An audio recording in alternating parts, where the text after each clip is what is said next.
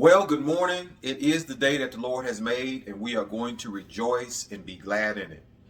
As some of you know, that I mentioned the last time I was on was that I was going to talk about my new series entitled "The Horses" or "The Horsemen Are Coming," coming out of Jeremiah 12:5, and where God was talking to Jeremiah based upon his continence, he was predisposed to sadness and he wanted things to be different.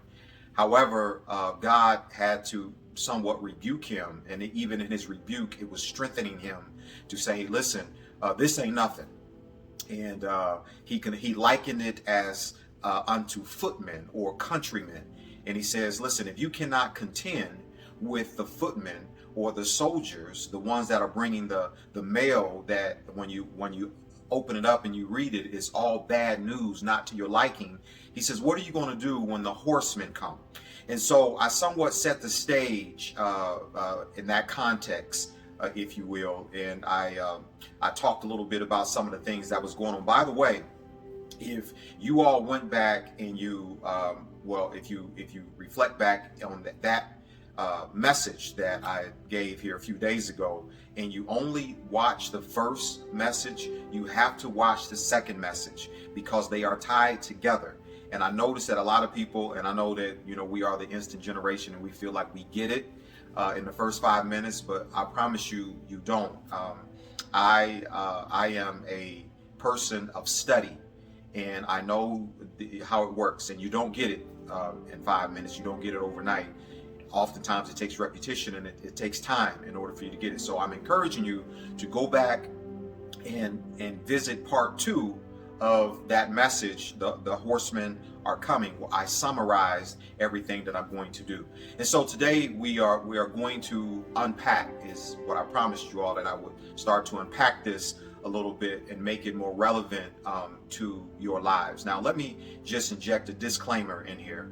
And that is that I am going to start talking about these horsemen, and I'm going to deal with it in the context, in the understanding that may not be what you go to the Bible and read, coming from scholars of old, the Euro-Western way of understanding it. First of all, I want to say that as God was giving this information to John on the island of Patmos, John was just a recorder of it. He just took the information.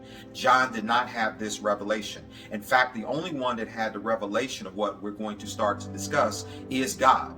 Now, he gave it, there was a compilation of the understanding taken out of Zechariah, Daniel, Thessalonians, and things like that, or books like that. And we have to take all that information and connect it to Revelations, I believe 6th chapter, and we put all this together, and then we come out with an understanding. So when you go, I'm saying that because when you go and you read it, you fact check or whatever you do to see whether was this guy, is he on or is he off. That's where that's coming from. Number 2 is that when you start to talk about revelation, it's difficult to what we call, from a seminary standpoint, to exegete the text, because revelation is a moving target. Revelation is something that God gives an individual, which means that there's pieces and components of it that are not coming from a scholarship perspective. The other thing is, a lot of scholars were not filled with the Holy Ghost. A lot of scholars were evil people. They were learned, they were biblicists, they were theologians in many regards, but they still did not have the fullness of the Spirit of God. And so there was a lot of places and pieces in the information that they delivered to us, and that many of us now are being governed by, from a Christian standpoint, that was absent of a truth or a revelation that God was trying to get to us. So we understand also in the book of Daniel, I believe it's the 12th chapter, where 12:4 actually is where they say that, where it says that knowledge would increase. Knowledge would increase at the end of the time. It would increase. In other words, Daniel was given this revelation. There was parts of the revelation that Daniel understood, but there was other parts is where God said, at this point, shut the book. because you are not supposed to understand this. Why? Because it's for an appointed time, and that appointed time is now. So the revelation that God is giving one, he says that knowledge will increase at the end of time. He's talking about now. We are at the end of age now. It's a technological age, and there is information and understanding that was not there during the time of Daniel, during the time of Zechariah. And they all had perspectives that pointed to this time, but it was not fulfilled. And so now God has raised up, and he is raising up people now to give revelation and understanding of what this is all about. The final thing that I'll say about that is that we have some leaders in this eschatology field that have basically put a lot of information out there, and a lot of the information is good, and some of the information is not. It needs to be retweaked, because maybe the understanding that they had then, there's a better understanding, a more perfect understanding now that needs to be added to that, or some of the stuff that they thought was what it was should be subtracted, abated, redacted, edited out, and then we need to incorporate it from a new perspective, as it were. And so this is kind of where I'm at today. And so as I navigate through this, keep that as an understanding that I'm not going to always come from an exegetical standpoint to exegete the text, the word, especially when you talk about Revelations, because Revelations, God wrote it. So the only person that can exegete that is God, and he gives it to his men of God to speak. And so it becomes very challenging for you to say, okay, this is what this means. And I understand all about exegeting. I will eisegete, because exegete, that's a whole nother thing. That is another Euro-Western way of understanding text and hermeneutics and Christianity, and I've got some issues with that. There's a lot of it that's good, but there's a lot of it that's bad. Trust me, I've been through a lot of stuff. So anyway, as we look at unpacking this, I want to talk about these horsemen. And I know that I did not mention about the horsemen the last time as it relates to the book of Revelation, Daniel, Zechariah, Thessalonians, and all that, because again, I was giving you a summary and it wasn't appropriate to connect those dots. But I'm going to try and take a shot at it today, and maybe some messages to come. So the first thing that I want you to understand is that you may be on several horses at one time. Okay, you may be on several horses at one time. You had the black horse, you had the white horse, you had the pale horse, you had the red horse. And let me also say that when I say that the horses are coming, that's not to negate that the horses are not already here. This is not necessarily that what I am going to talk about is something that's futuristic. What I am talking about is something that is present, and something that was in the past, and is something that is going to happen in the future. I am only trying to polarize the fact that now we have to position ourselves for a time, and I'm bringing the horsemen relevant for a time now, because there has been a shift. And with this shift, there's been a polarization to these horsemen that are coming, and they are mounted, and they are riding right now. What level and what degree, it just depends, because it depends on where you are and where things are at, and so on and so forth. So we appropriate it that way. Now I'm speaking to you from a revelatory standpoint, because I always want this to be relevant to where we are today. When we start talking about text and Bible, and we talk about historically and all that, that's all fine and good, but then you have to understand the dispensation that it came out of, who they were talking to, and all that. And that's great as long as we bring it all together and make it relevant for you today, because it's only what you can ingest and embrace and understand today that's going to matter. Okay, so now the pale horse. And as you study, you're going to see that the scholars have placed different definition to these horses than maybe what I'm going to say. And we can argue that. So the pale horse, I am going to say that is the horse of the pandemic. The pale horse. And keep in mind, these horses are all horses of judgment, and they all bring death. They all bring death, not just one, because some scholars are under the understanding that, this certain horse was the horse that brought about death. No, they all bring death at some point. Judgment can relate to death. It depends on how people respond, is whether or not you will die. Okay, so now the pale horse, I'm going to say, is representative of the pandemic. It's the COVID. Okay, in our present day context of understanding it. It is, as Psalms 91 talks about, pestilence. And pestilence is nothing more than a virus.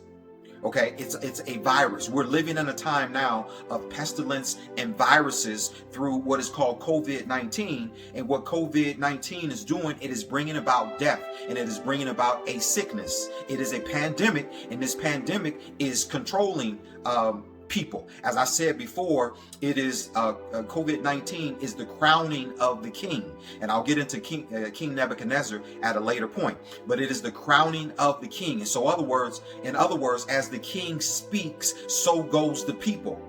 So right now, if you look at COVID is the crown. It's speaking loud and clear, and so goes the people. Remember I said in my last message that if the music, when Nebuchadnezzar said that when the music plays, if they don't bow, then they got to see me.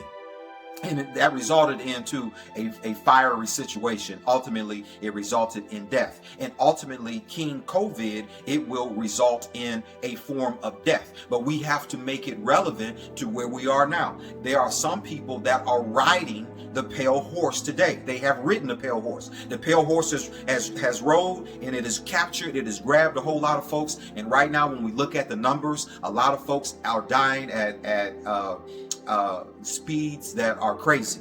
Okay, it is an accelerated rate of death. That is people that have latched on to this pale horse. Now, the way that you can mitigate this pale horse in some regards is to wear a mask, to believe that it's real, that it is a real pandemic, not to get fretful or to fear, because God has not given us a spirit of fear, but love and power and a sound mind. I'm not saying that, but you have to respect it. You have to believe that just as God sent plagues back in Exodus in Egypt when he was calling his people from Pharaoh, the same way God is working today. So you have to respect it, because a lot of folks don't believe that God will do something like that. And God is not evil, but he uses evil to get our attention. All things were created by God. It is not that God is a part of that. It's how we're going to use it, how we're going to appropriate it. Okay? Gosh, I want to say more about that. I won't, because it's going to take me outside of my message. Now, the black horse, I am going to define that or categorize that as the economy. The economy. Okay? If you look right now and you look at what is happening in our economy, stocks are fluctuating. It's something that is unprecedented. It's something that when we look back, we've seen things that mirror this, but not to this extent.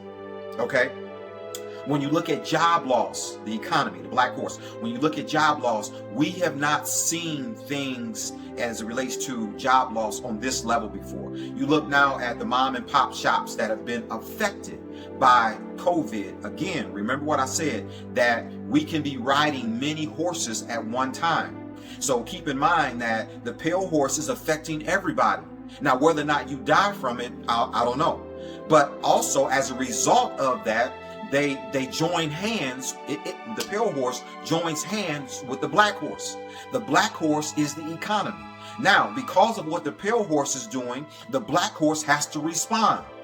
So now what you're doing is you look around, there's no jobs. The unemployment rate is as high as it's ever been before.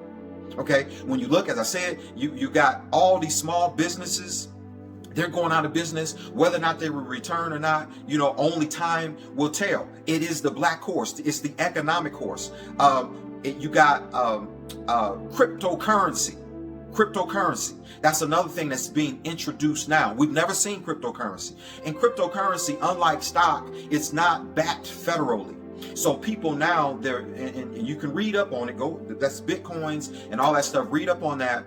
That is something now that is moving at an accelerated rate. People, especially the younger generation, they buying into this cryptocurrency. One is because it's affordable.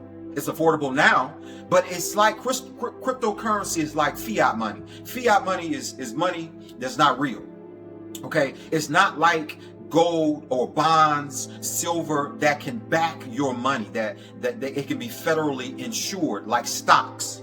And so you take somebody like Warren Buffett, and Warren Buffett's claim to fame is that, I ain't touching cryptocurrency. Number one is, for me, I don't understand it. Now, I've been looking at it a little bit because I'm saying, well, where's this going? But I'm talking to God about it as well, because when you understand cryptocurrency, Bitcoins and all that, it is driving towards what we call a cashless society. Now, the cashless society, again, is demonic. And that it's all about an agenda. It's all about the mark. It's where we're going as a nation globally. It's where we're going. It's the thing that you don't need cash. When you go to a store, they will be able to identify you, identify your worth. They will know, what value you have and all that as soon as you come up to the store. When you come in there, technologically, there's going to be a scanning. It's going to say, this is John Doe. John Doe he's valued at $1 million.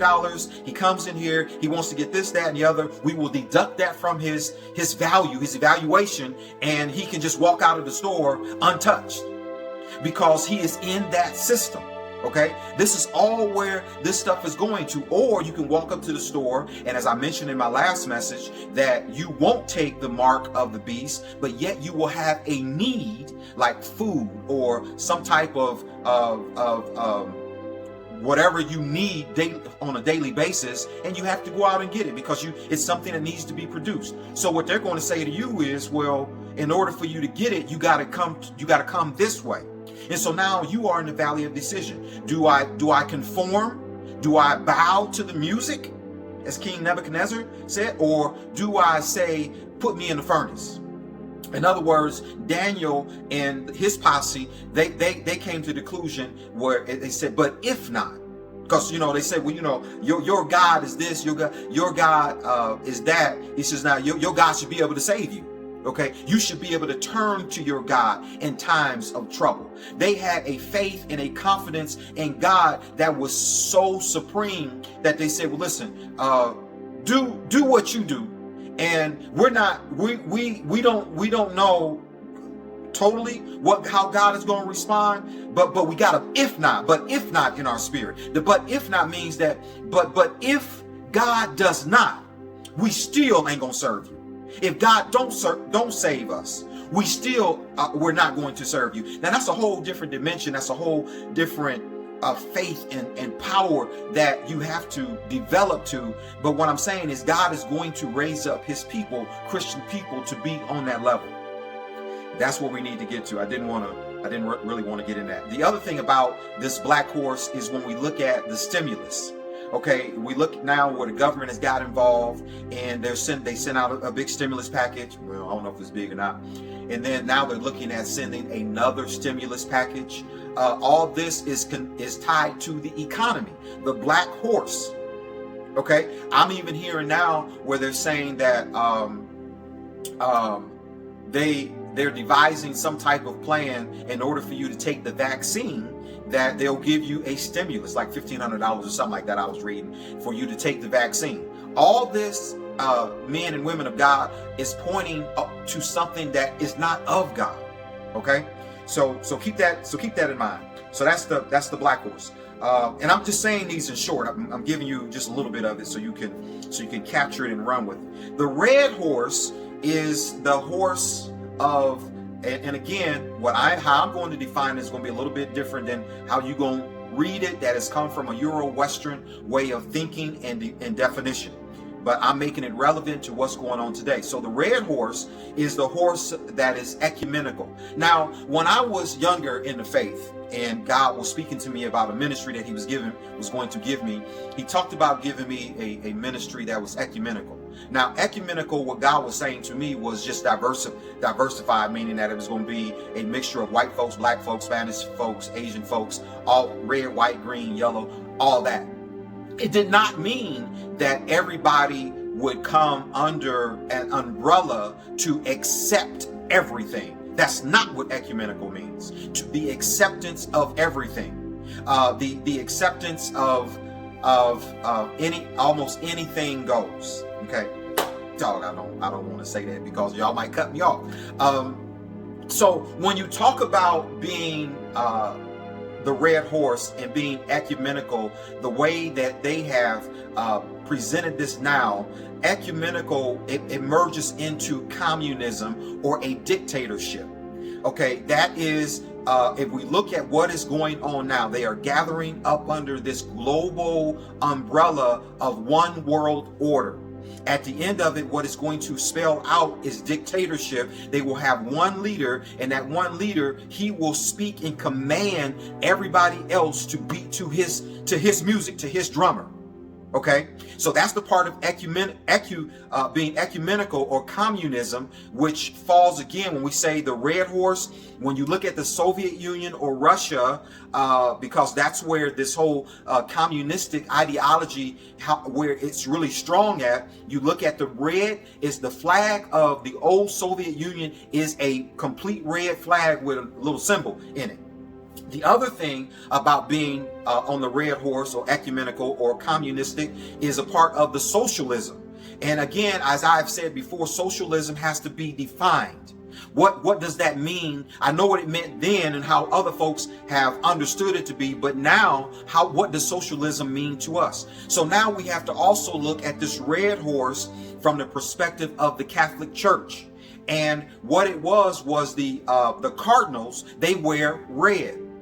And what it is that they are wearing the red symbolizes them being the closest advisors to the Pope.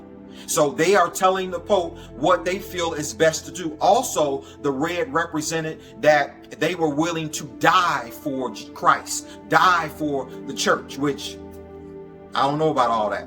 So, but when we look at all that, the advice that and the role that the Catholic Church is playing into this system now is that of socialism. Socialism. They are under this global advisory to the Pope and to the world that we should all be one. And so now when we look at this whole thing, and this is what Biden and Harris, they're running on, and the Black Lives Matter and this socialism thing is that, if you are of the persuasion of the LGBTQ, they are part of this socialist group, socialism, marriage, same-sex marriage, and all that. That's a part of it.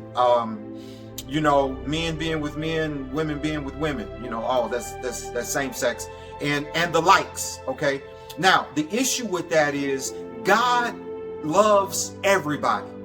God loves everybody, but that does not mean that just because you win the race under the canopy or the umbrella of socialism, be it Black Lives Matter and the root of that, because Black Lives, it does matter, but what was driving that was other agendas, the LGBTQ community, and all these different communities that are diversified. So diversification is a very key thing now, and it is necessary, but it's necessary the right way. Okay, so what we have to say is, does he condone same sex? Same sexes coming together? When you look at it from a biblical perspective, I don't think so. Because when God set marriage up, the covenant of marriage, the compilation of how marriage was supposed to be, and I'm thinking of another word, but it's escaping me right now. That was very clear. In order for you to reproduce, to multiply, to replenish the earth, that meant that you had to have a male and a female. Other than that, there's no replenishing of the earth. There's no replenishing. Now, if there is replenishing, it is a technological replenishment that did not come from God. And that might be where we're moving in today, because when he told Adam, he says, you can eat freely of all the trees in the garden, but the tree of knowledge of good and evil, you should not eat of it. And the day that you do eat of it, you shall surely die. And the reason being is that you had evil and good, good and evil. They were in the bed together. And what God was saying, listen, when you eat this, you're going to unpack some stuff that you ain't ready for. So when we look at it, it's a dichotomy. So you got the good of the tree and you got the evil of the tree. The good of the tree is that, you know, when he walks in and he talks to Adam, he says, who told you? Who told you that you were naked? What was it? What came at you and gave you this information? You become knowledgeable. But now with that information, there's evil that's going to come out of that, because out of that technology today is going to continue to talk to you and it's going to tell you things. MSNBC, CNN, Fox News, Twitter, Facebook, all these things, they're going to continue to tell you, take the vaccine, take the vaccine, do this, do that, cryptocurrency, the mark of the beast, all of that is good. That is the evil side. So it's good and evil. Give you another. So it was good. It was a good side and it was a bad side to it. All right, my friends, I'm going to park it right there, and we'll come back and further unpack this a little bit.